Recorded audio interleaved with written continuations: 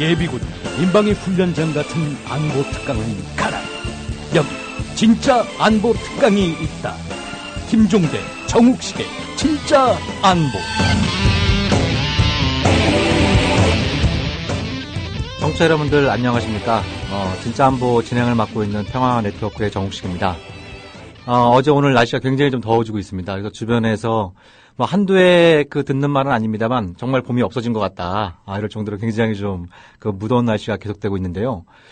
이 봄이 없어진 건 계절만이 아닌 것 같아요. 뭐 최근 또 한반도 상황을 보면은 불과 얼마 전까지만 하더라도 이산가족 상봉이 이루어지고 남북한에 또 이제 군사훈련이 끝나면 여러 가지 좋은 소식이 있지 않겠느냐 뭐 이런 어떤 좀 예측들이 많이 있었습니다만 또다시 좀 한반도 정세가 지금 급냉하고 있는 이런 어떤 양상들이 벌어지고 있는데요. 뭐 이 문제는 좀 2부 순서에서 좀 집중적으로 다뤄보는 그런 시간을 갖도록 하고요. 1부에서는 지금 국내외 평화운동 단체들이 세계 군축 행동의 날을 준비하고 있습니다. 우리 청취자 여러분들께서 좀 생소할 수 있는데요. 지금 70여 개의 나라에서 많은 단체들이 준비하고 있는 이 행사에 대해서 또 이 행사를 직접 준비하고 계신 평화활동가들 두 분을 모시고 이 행사 그리고 왜 입한국의 군축이냐 지금 뭐 주변 국가들 다 군사력이 늘리고 있고 북한은 미사일 쏘고 뭐 핵무기 늘리고 있고 이런 상황에서 군축이 말이 되느냐 이렇게 또 반문할 수 있겠습니다만 왜 우리 평화운동 단체들 또 활동가들이 군축을 외치고 있는지 또 이분들 모시고 말씀 듣는 그런 시간 갖도록 하겠습니다.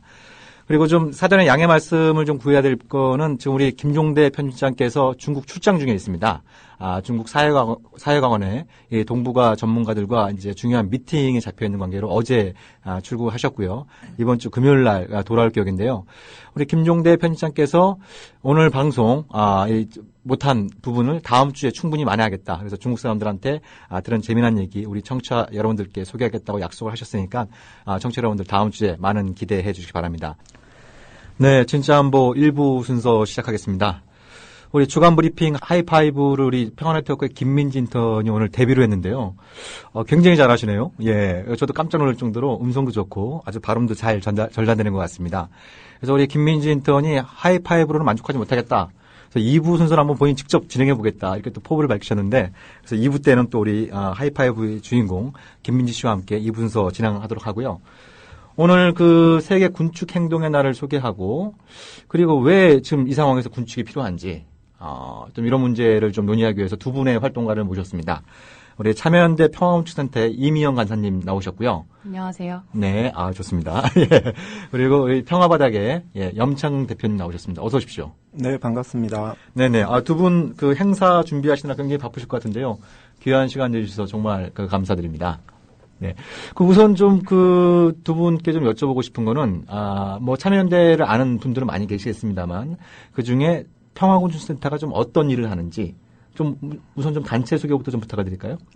네, 참여연대 활동은 워낙 다양한 분야에서 하고 있는데요. 네. 그 중에서 평화군축센터는, 평화를 이루기 위해서, 군비를 축소한다든지 이런 어떤 그런 지향점을 가지고 외교, 국방, 통일 정책 모니터링도 하고 정책 대안 또 내는 활동을 주로 하고 있습니다. 네. 그럼 그 단체 활동 관련해서 이제 참여연대 홈페이지에 잘 나와 있는 거고요. 네. 네네. 우리 이미영 간사님 개인적으로는 어떻게 평화운동을 시작하게 되셨는지 그것도 상당히 좀 궁금한데요. 네.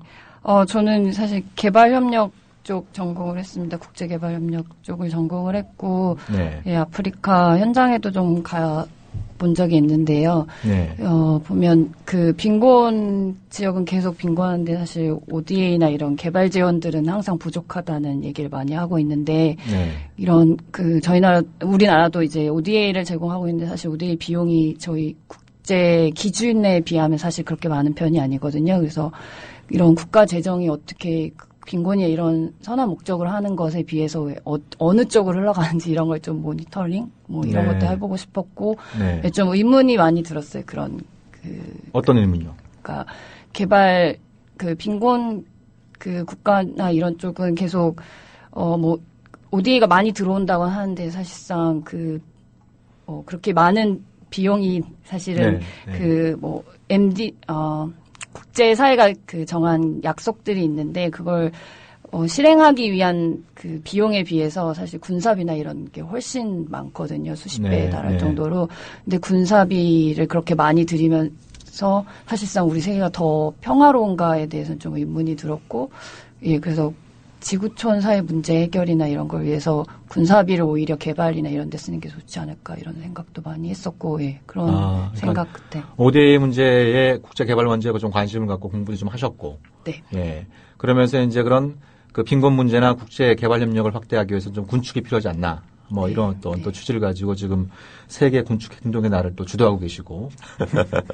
예. 우리 그 염창근 대표께서는 단체 이름이 굉장히 좀 특이해요. 평화 바닥. 이렇게 그 단체 이름이 되어 있는데요. 네. 어떤 단체고, 또 최근에 좀 어떤 활동에 좀 주력하고 계신지 좀 소개를 해 주시죠. 네. 평화 바닥은 그 영어로 하면 피스 그라운드라는 뜻으로 피스 그라운드요? 네. 피스 네. 그라운드라는 뜻을 이제 한글 이름으로 바꾸면서 네.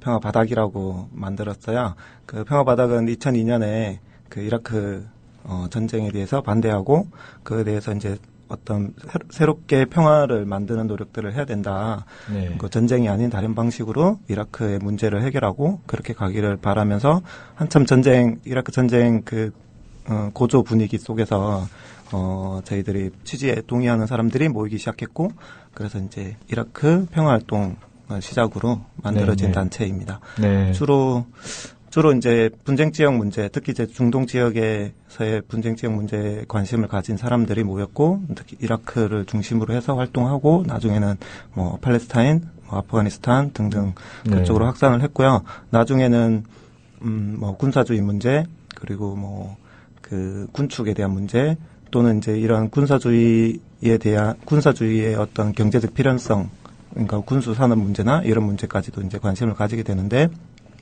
저희가 이제 또 최근부터는 한 몇 년 전부터는 평화 교육에 대한 관심을 크게 가져가면서 이 문제에 집중하려고 생각하고 있습니다. 네. 그 일선 그 학교에서나 우리 다양한 사회교육 프로그램들이 있습니다만 그 우리 사회 평화 교육의 현주소라 그러면 좀 어떤 상황인 것 같습니까?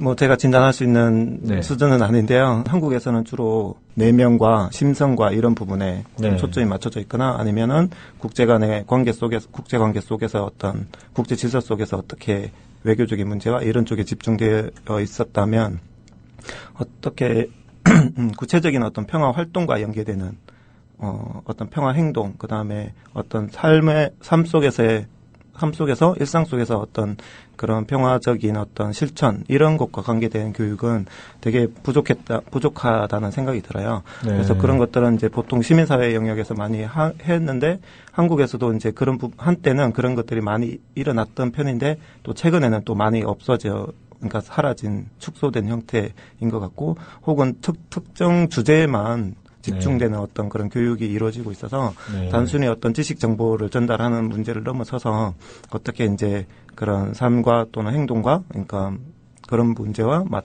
그런 것과 이어지게 할 수 있는지 이런 고민이 좀 현재에서는 네. 좀 필요하지 않을까 이런 네. 생각을 해봅니다. 네.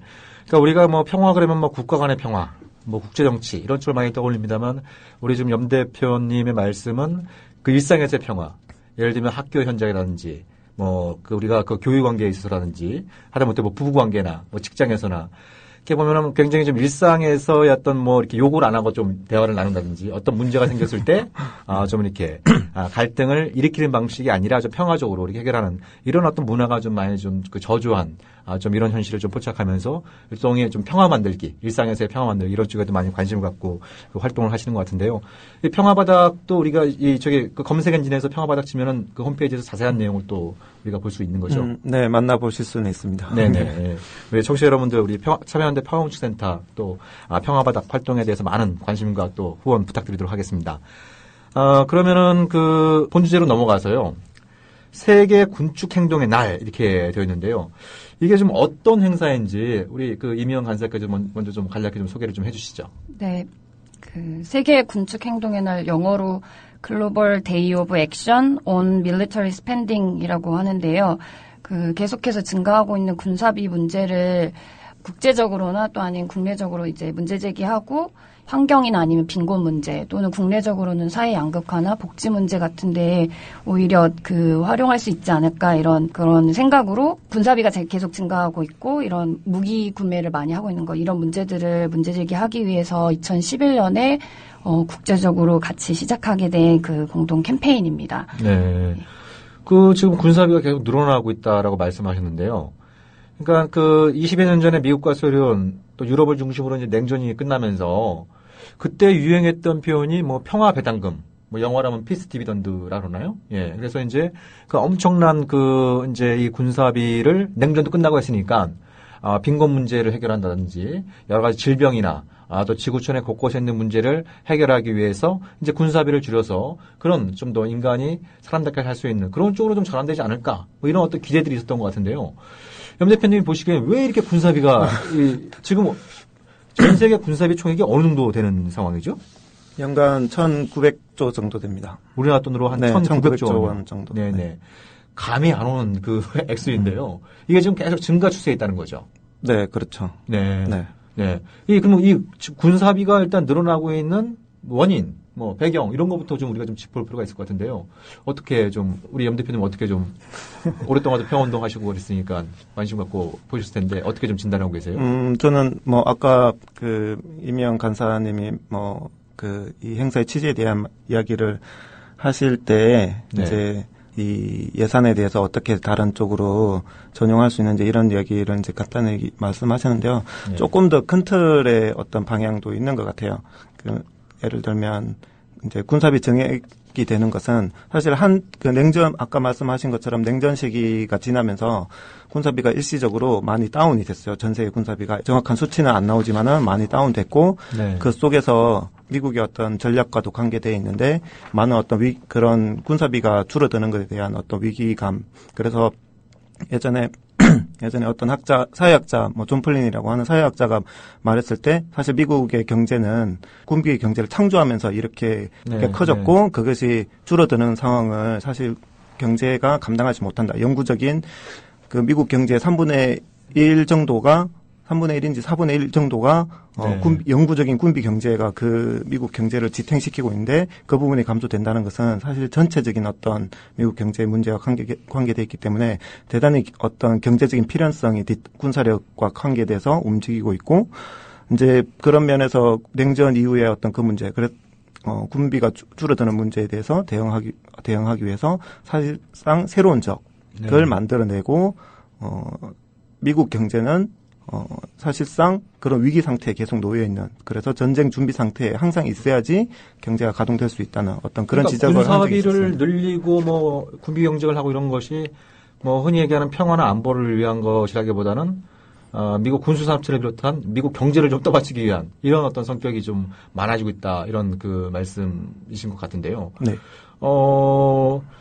그러면은 지금 그 우리가 본격적으로 군축 문제에 넘어가기에 앞서서 우리가 그 세계 군축 행동의 날이죠. 요거에 대해서 좀 더 그 얘기를 좀 들어봤으면 하는데요. 지금 이게 지금 한국만 하는 게 아니고 전 세계 그 여러 지역에서 동시다발적으로 진행이 되는 건가요? 네. 첫 해에는 한 30여 개 나라에서 이제 작은 캠페인에서부터 해서, 국회에서의 토론회 이런 것까지 해서 되게 다양한 형태로 진행이 되는데요. 네. 올해는 한 70여 개 국가에서 한 320여 개, 회원단체, 같이 하고자, 하는 단체들이 참가해서 지금 각자 나라에서 이제 캠페인들을 준비하고 있습니다. 네. 올해는 4월 14일, 월요일이 되는데요. 그 날에 진행이 되는데 매년 날짜가 조금씩 변경이 되는데 그 이유는 스웨덴의 스톡홀름 국제평화연구소라는 곳에서 매년 4월 즈음에서 전 세계 군비 지출에 대한 그 통계 보고서를 내는데요. 그 날만큼은 전 세계 국가들이 자국이 얼마나 많은 군사비를 쓰는지 이제 언론이나 이런 데서 다 조명을 하게 되잖아요.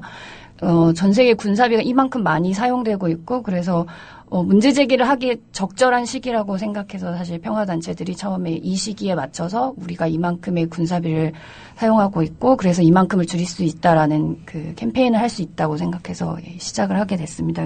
그래서 올해는 4월 14일 스톡홀름 국제평화연구소 보고서가 나오는 날 진행하게 됩니다. 네. 지금 그 행사 안내문을 보니까 전체 슬로건, 세계 군축행동의 날 전체 슬로건이 Welfare, not warfare. 좀 더 발음이 좋으신 분 직접 한번 해주시죠. 이게 발음이 잘 안 되네요, 이거. 네? 괜찮은데요? Welfare, not warfare. 네. 라고. 이거 훨씬, 예, 이 감이 확 달라지는데요. 이게 무슨 뜻입니까? 네.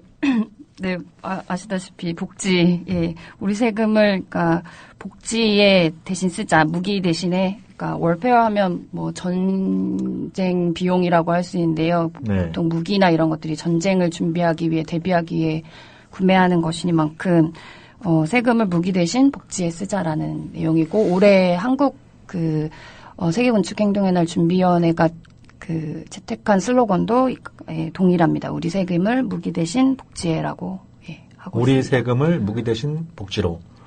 그러니까 지금 복지가 시대화도로 등장한 지는 벌써 몇 년이 지났는데 이런 엄청난 고가의 무기를 들이는데 우리 세금은 펑펑 쓰면서 정작 복지를 향상시키기 위한 정부 지출이라든지 좀 부진하다 이런 문제의식이 좀 담겨 있는 것 같아요.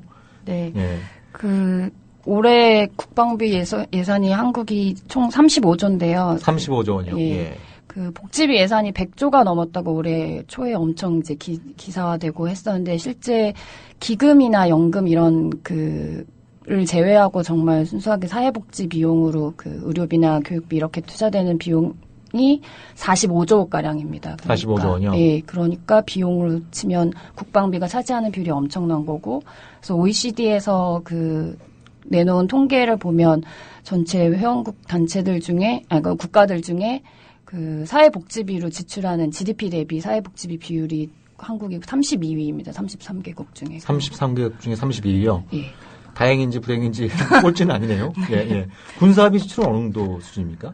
군사비 OECD 순서는 아닌데요. 전 세계에서 12위에 12위 해당하고 정도요. 네. 예, 무기 수입 같은 경우에는 이게 단년도로 무기 구매가 이루어지지 않고 이제 단년도로 순차적으로 도입이 되기 때문에 보통 5년 단위로 통계를 내는데 지난해 나왔던 스톡홀름 연구소 보고서에 의하면 전 세계 무기 수입 순위에서는 4위에 올랐던 4위요? 거. 예. 네. 그렇게 기억하고 있습니다. 네. 예. 대부분 이제 역시 미국제 무기 수입하는데 지출이 됐을 거라고 생각되고요. 네. 네네. 그러면 지금 전 세계 70여 개 국가에서 이 행사를 좀 준비하고 있다면 여러 가지 좀 다채로운 행사들도 많이 있을 것 같은데요. 지금 다른 나라에서는 좀 우리가 좀 주목할 만한 행사들로 좀 어떤 게 준비되고 있는지 그것도 좀 소개해 주시면 좋을 것 같은데요.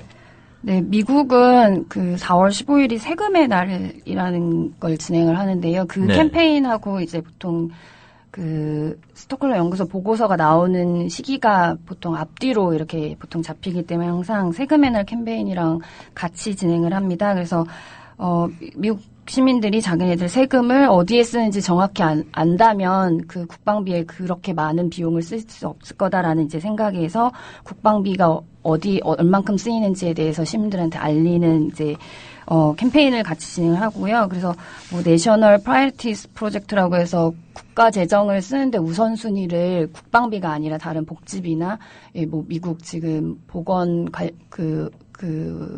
의료 분야에 있어서 되게 화두가 많이 있잖아요. 그래서 그런 부분으로 사용할 수 있도록 자국의 주 정부도 될 수 있고 아니면 정치인들한테 상하원 의원들한테 이런 재정의 우선순위를 바꿔달라고 하는 캠페인이나 아니면 포럼 같은 걸 많이 진행을 하고요. 미국도 지금 우리나라가 F-35를 도입하기로 이제 결정이 났는데 F-35는 미국 내에서도 큰 화두입니다. F-35 개발 비용이 애초에 시작할 때 2000년대 초반에 계획했던 개발 비용에 비해서 75%가 지금 상승한 상황이어서 재정 부담이 엄청나고 그래서 같이 연구를 하던 그러니까 개발 단계 같이 참여하던 나라들 중에 이제 포기하는 나라들도 생기고 이래서 그거 관련된 이제 F-35에 더 재원을 쏟는 거에 대해서 회의적인 이제 목소리를 내는 움직임도 있고요. 그리고 남미에서 활동하는 미군 부대나 이런 해외에서 활동하고 있는 미군 부대가 어떻게 재정을 사용하는지 이런 부분에 대해서도 좀 모니터링해서 사람들한테 알리는 캠페인들도 하고 있습니다. 네. 제가 한 10년 전쯤인가요? 그 미국에 갔을 때 보니까 그런 운동을 하더라고요. 이제 미국 그 재무부하고 펜타곤은 워낙 머니까, 예, 펜타곤은 이제 알링턴에 있으니까 워낙 머니까 이제 백악관에서 재무부를 이제 인간들 쭉 있고, 거기서 이제, 달러들을 갖다 이제 국방부에서 복지비로 전환한다라고 하는 이런 어떤 이제 퍼포먼스도 봤던 기억이 납니다만, 우리 두 분께서 이제 직접 실무를 준비하고 계시는데 한국에서도 좀 다채로운 행사들이 준비되고 있는 거죠? 어떤 지금 행사들이 계획되고 있나요? 네, 우선 당일날 4월 14일 오전에 아마 국회 앞에서 기자회견 이제 국회의원들과 함께 우리 세금을 무기 대신 복지해라는 슬로건으로 이제 기자회견과 퍼포먼스 캠페인 활동 같은 걸 주로 할 거고요. 그리고 네. 이게 하루 당일 그 캠페인을 하는 데서 그치기보다는 그러니까 많은 사람들이 이런 이슈가 있다라는 걸 아는 게 더 이제 효과적인 부분이 있어서요. 사전에 이런 우리가 모르던 군사비에 그만큼 많이 이렇게 배정된다는 사실 사람들이 많이 인식을 못하고 있잖아요. 그래서 그런 부분을 알리는 온라인 리플렛이나 이런 것들을 계속 만들어 뿌린다든지 아니면 썬더클랩이라고 하는 썬더클랩이요? 네. 네. 네, 그건 무슨 뜻인가요? 네. 썬더클랩. 네. 동시에 네. 천둥 번개 소리처럼 네. 하고 소리가 난다는 네. 뜻으로 해외에서는 이런 국제 애드보커시 활동할 때 많이 쓰는 이제 프로그램인데 SNS를 많이들 하잖아요. 요즘에 트위터나 페이스북에 자기 계정을 링크를 해서 이 캠페인 활동에 지지한다라는 버튼을 클릭해주면 그럼 네. 자기가 가지고 있는 이제 팔로워들이나 아니면 페이스북 친구들한테 정해진 날짜에 같은 캠페인 메시지가 동시에 전달되는 그런 효과를 가지고 있는 이제 캠페인 툴인데요. 그래서 네. 올해 저희도 4월 14일 오전쯤에 우리나라 군사비가 어느 정도고 전 세계 수준으로 봤을 때 어느 정도 많이 쓰고 있고 그래서 군사비가 어떻게 삭감돼야 된다라는 내용의 이제 메시지를 전달하려고 썬더클랩을 지금 진행을 하고 있습니다. 그래서 네.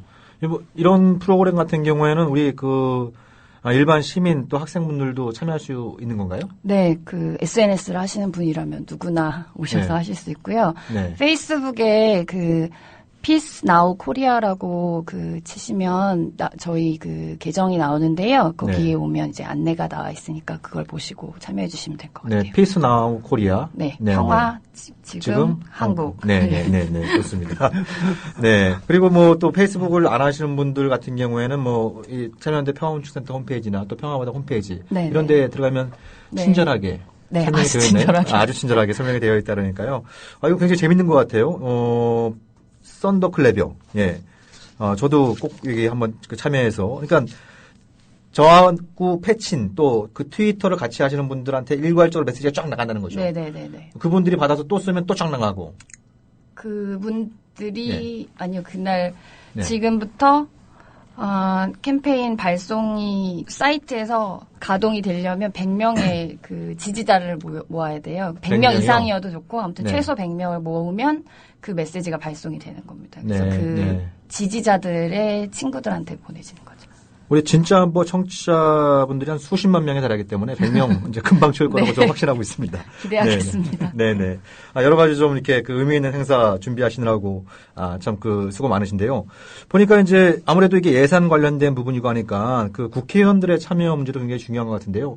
좀 국회의원들이 어떻게 좀 적극적인 좀 반응을 보이고 있습니까? 아니요. 예. 아닌가요? 첨예한 부분이 사실 있기는 해서 네. 근데 이제 하시는 분들은 또 열심히 하시기도 하고. 예. 네. 예. 아니, 사실, 군축하면은, 군축과 관련해서 가장 적극적인 발언을 하셨던 분이, 이명박 대통령이셨어요. 네. 그분이 제 기억으로는 2008년 8월 15일 이제 광복절 연설을 통해서, 군축이 진정한 평화다. 예? 남북한이 서로 총불을 겨루고 있는 상태에서 어떻게 평화를 이루고 어떻게 일자리를 만들 거냐. 그래서 이제 남북한이 상호 군축을 통해서 경제도 일으키고 평화도 정착시켜야 될 그런 때가 왔다. 이렇게 말씀을 하셨던 기억이 있는데요. 물론 그게 이제 하나의 이제 에피소드로 끝나고 말았죠. 바로 다음날 국방부에선 각하 무슨 말씀이십니까? 뭐 이런 어떤, 우리는 전혀 준비가 안 되어 있습니다. 뭐 이런 그 얘기를 했던 경우도 납니다만. 아니, 지금 지금 야권, 통합신당인가요? 뭐죠? 새정치민주연합인가요?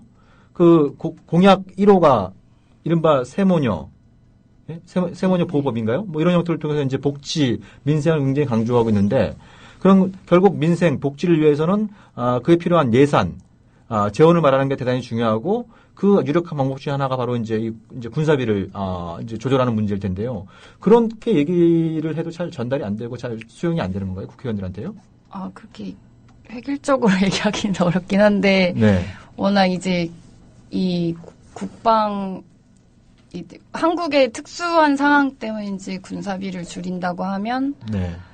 그러니까 국가 안보를 뒷전으로 생각하는 것으로 이제 취급을 받기 쉽기 때문에 네. 그런 거 판단을 좀 보류하는 경우도 있고 네. 좀 주저하는 경우가 있죠. 그렇다고 네. 매년 그래도 전체 국회의원 수에 비해서 많은 수는 아니지만 네. 계속 지지해 주시는 의원분들이 계시긴 합니다. 네. 결국 우리 국민들께서 좀 이 군축 문제에 대해서 좀 적극적으로 관심도 가져주시고 또 이 문제에 대해서 발언도 해주시고 또 이 문제가 공론화가 될 때 정치인들이 좀 더 소신을 가지고 이런 군축 분야에 좀 관여할 수 있지 않을까 이런 생각도 좀 아울러 듭니다. 염창근 대표님, 지금 우리 임희영 간사님께서 아주 중요한 부분을 좀 지적을 해주셨는데 평화군축 활동을 이제 12년 동안 쭉 해오셨어요. 예, 이제 쭉 해오시면서 이런 군축의 필요성 이런 것들에 대해서도 많이 좀 시민들한테도 많이 전달을 하셨을 것 같은데 시민들의 반응이 좀 어땠는지 이런 것도 좀 이렇게 소개를 해주시면 우리가 이제 이 세계 군축 행동의 날을 비롯한 여러 가지 군축 운동의 중요한 또 함의를 기록을 수 있을 것 같은데요. 시민들의 반응은 좀 대체로 어떻습니까?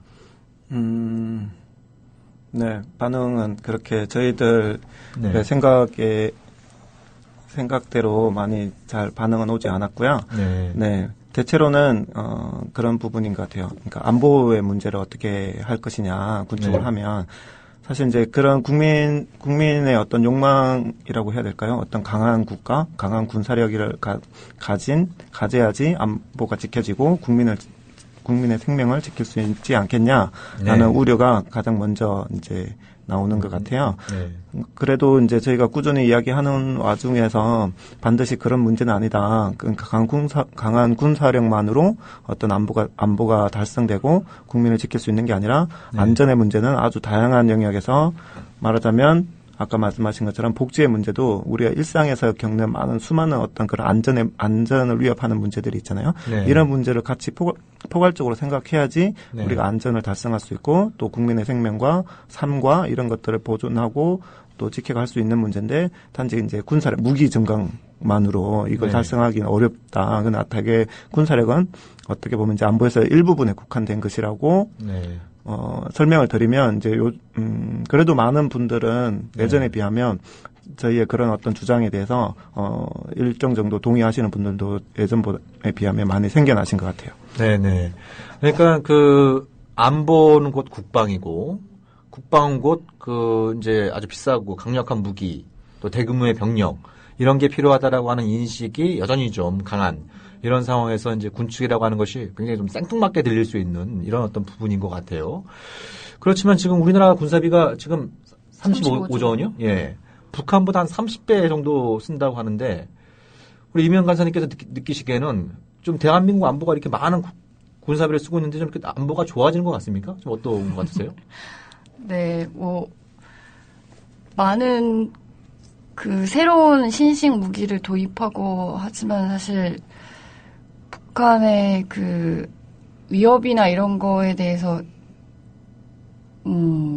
그러니까 북한과의 평화 모두가 잘 진행되도록 외교적으로는 이런 걸 노력을 하는 게 오히려 남북 긴장 관계를 풀고 평화로운 시기를 만들어낼 수 있다고 생각하는데 사실 무기를 도입하면 북한뿐만 아니라 사실 주변국들도 안보 딜레마라고 하는 소위 말하는 그러니까 자기네들도 군사비를 계속 늘리게 되는 요인이 되곤 하기 때문에 다른 나라가 또 우리나라 주변에 와서 군사훈련을 한다든지 하면 당연히 불안 요소는 더 커지기 마련이죠. 그래서 그런 군사비를 더 많이 쓰는 게 곧 평안함을 주거나 이런 거는 아니라고 생각합니다. 네, 그래서 저희는 오히려 반대의 생각을 하는 거였어요.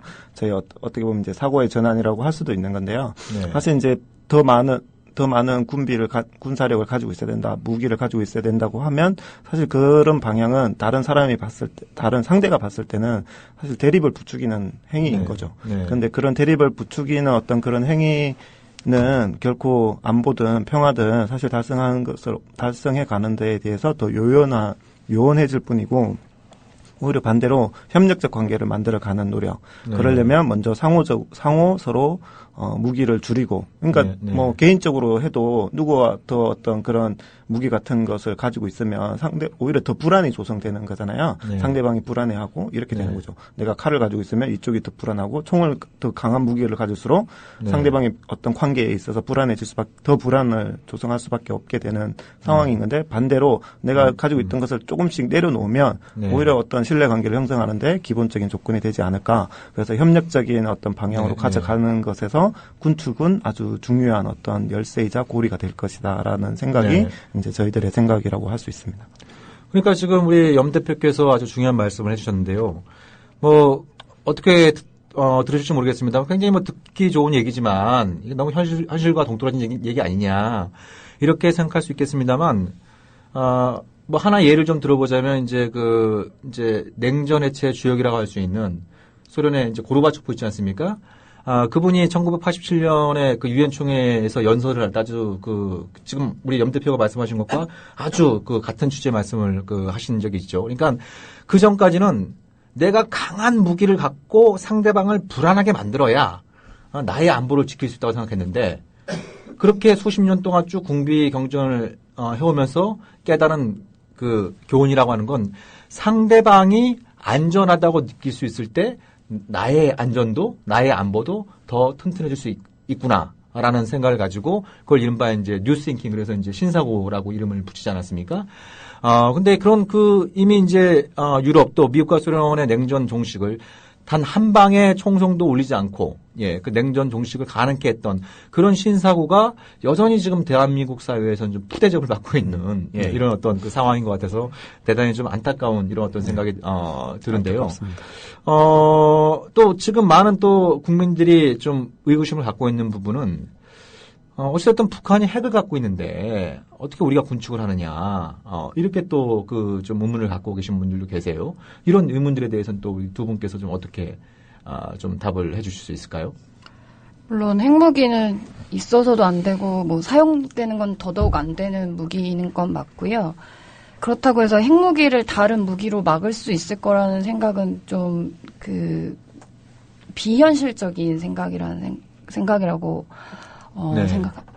생각하는데, 오히려 북한이 핵무기를 왜 가지게 됐느냐를 좀 생각해 보면, 냉전 해체된 이후에 이제 오히려 정권이나 체제를 유지하기 위한 수단으로 많은 군사비를 지출하지 않고도 안보를 보장하기 위한 수단으로서 핵무기를 가졌던 거고, 그런 다른 주변국으로부터의 그런 위협이나 이런 것들을 해소하지 못했기 때문에 사실상 핵무기나 이런 걸 했던 거라고 생각하고, 그리고 핵무기를 줄이기 위해서는 오히려 그런 다른 무기로 위협을 하면서 핵무기를 내려놓으라고 하기보다는 오히려 다 같이 주변국들이 핵무기를 같이 포기하는 걸 보여준다면 오히려 핵무기를 포기할 수 있지 않을까, 북한이. 근데 우리나라에 미국의 핵잠수함이 들어오고 핵 우산이라고 하는 미국의 안전 보장을 받고 있는 상황에서 북한만 핵을 내려놓으라고 얘기하는 게 이제 협상의 카드가 잘 안 되는 거죠. 그러고 또 엄청난 무기를 구매하고 있고, 또 한국은. 네. 그러니까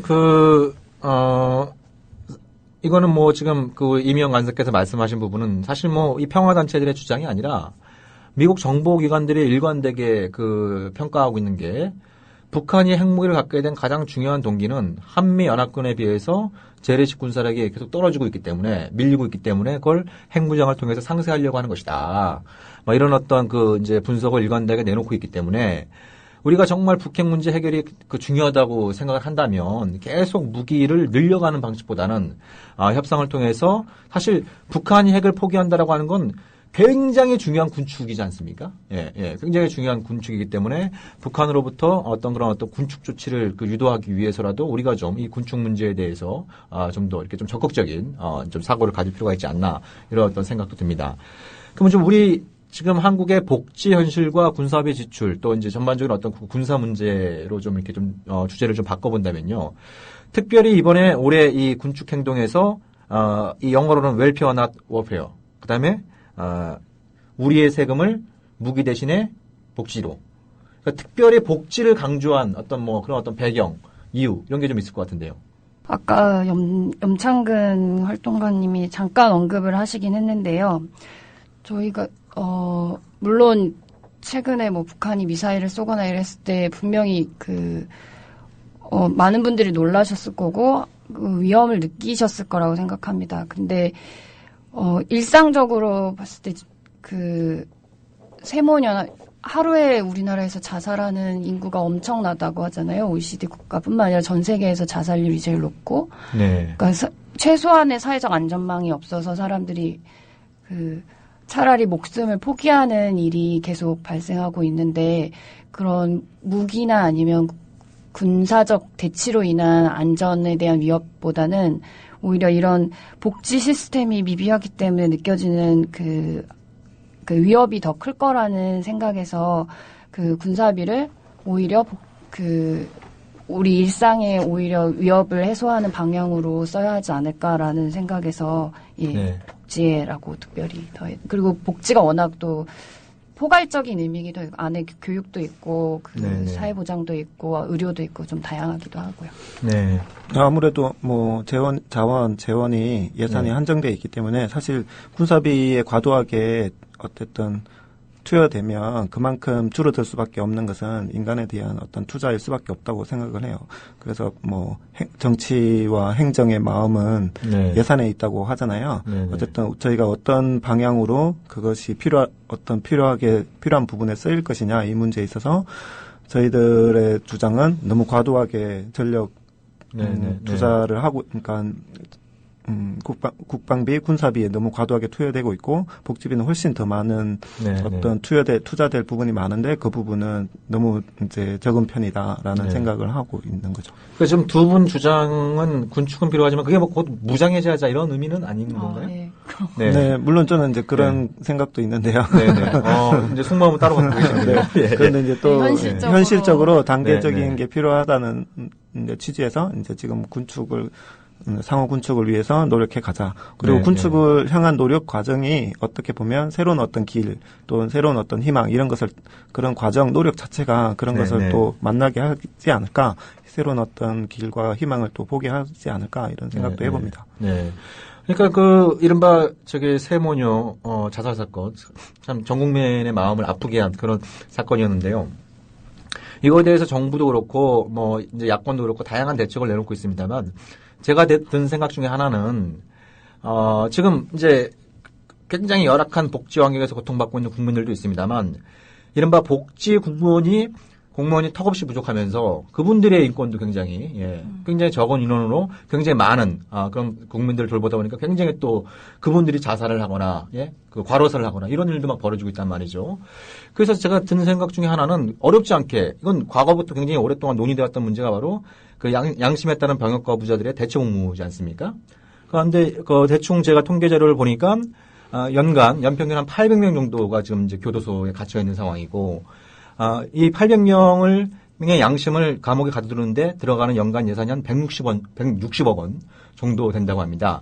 그래서 이분들의 대체 복무 기간을 예를 들어 30개월로 잡을 경우에 연간 한 2,000명 정도의 복지 도우미를 우리가 확보할 수 있고 그것도 160억의 예산을 이쪽으로 투여할 경우엔 추가적인 예산 부담 없이 굉장히 많은 수의 복지 도우미를 확보할 수 있는데 왜 이런 문제들은 우리 사회에서 잘 공론화가 안 되는지 불과 이전 정부였죠. 이제 참여정부에서 대체복무 도입을 결정한 지 벌써 10년 가까이 지나고 있는데, 여전히 이제 그런 노인조차 지금 우리 사회에서 사라지고 있고, 뒷걸음질 치고 있고, 정치권은 우리는 안보는 보수다. 아니, 저는 안보는 보수다. 이게 도대체 무슨 얘기인지 잘, 모르겠어요. 안보는 진보다는 말이 있나요? 네, 안보는 보수인 것 같아요. 네. 한국 사회에서 이제 보수라고 하면 어쨌든 이제 기존의 것을 계속 지켜가는 어떤 개념에서 출발을 했다고 하면 여전히 이제 사실 보수적 관점이 너무 지대하고 사실 충분히 어떻게 보면 저희들은 안보에서의 진보적인 관점을 좀 이야기해 보려고 하는 거죠. 네. 그러니까 진보 보수를 떠나서 야권에서 우리는 안보는 보수다 이렇게 해버리면 마치 진보 개혁 진영이 지금까지 안보에 대해서 무관심했던 것처럼 이렇게 착시 현상을 좀 유발할 수 있다. 사실 김대중 정부 때 대북 정책의 가장 큰 밑바탕이 튼튼한 안보였거든요. 요즘 튼튼한 안보란 말이 굉장히 유행하고 있습니다만 이미 김대중 정부 때 대북 정책의 3원칙을 바뀔 때 이 3원칙은 튼튼한 안보에 기초하고 있다. 네? 그리고 노무현 정부 때도 튼튼한 안보를 바탕으로 해서 하겠다. 그렇기 때문에 김대중 노무현 정부 10년 동안 우리나라 국방비가 정확히 2배가 늘었습니다. 예, 2배가 늘었습니다. 그러면 지금 최근에 무슨 햇볕 정책을 계승하느니 발전하느니 6.15와 14선언을 계승하느니 이런 어떤 논란들이 있었습니다만 저는 이런 어떤 부분들이 정말 햇볕 정책을 계승하고 특히 발전시킬 수 있는 부분이 바로 저는 이 부분이다. 예, 이 부분이다. 그러니까 지금까지는 어떤 강력한 한미동맹, 대규모의 전력 증강, 군사비 지출 확대, 이런 어떤 이제 방식을 통해서 안보를 튼튼히 해오려고 시도를 해왔는데 그런 방식의 안보 추구 방식에 과연 우리 대한민국 국민들이 이 상황에서 안전하다고 느끼고 있는 거냐. 오히려 시간이 가면 갈수록 더 안보 문제에 대해서 불안을 느끼고 있는 것은 아니냐. 이렇게 좀 반문을 좀 해보면서 좀 다른 방식을 통해서 안보를 튼튼히 할 수 있는 이런 어떤 부분들의 좀 사회적인 공론화도 좀 필요하지 않나. 이런 생각도 좀 이렇게 이제 갖게 되는데요. 지금 이제 이 군축 행동의 날 준비하시면서 이제 불과 이제 10일, 열흘 정도, 남아있는데요. 이 군축 행사 준비하시면서 이렇게 좀 드신 소감이나 또 우리 또 청취자 여러분들께 또 이렇게 좀 부탁드리고 싶은 말씀 있으면 또 두 분이 좀, 맺는 말씀으로 한마디씩 해주시면 좋을 것 같은데요. 네, 군축 이야기를 하면 대부분은 불가능한 일이라고 생각을 하는데요. 냉전 이후에 아까 얘기하셨지만, 냉전 이후 가장 군비가 최소일 때, 러시아나 이런 경우에는 90% 이상 군비를 축소한 경험이 있습니다. 그 중에서도 우리나라는 2배 이상 그 사이에 증가를 했는데요.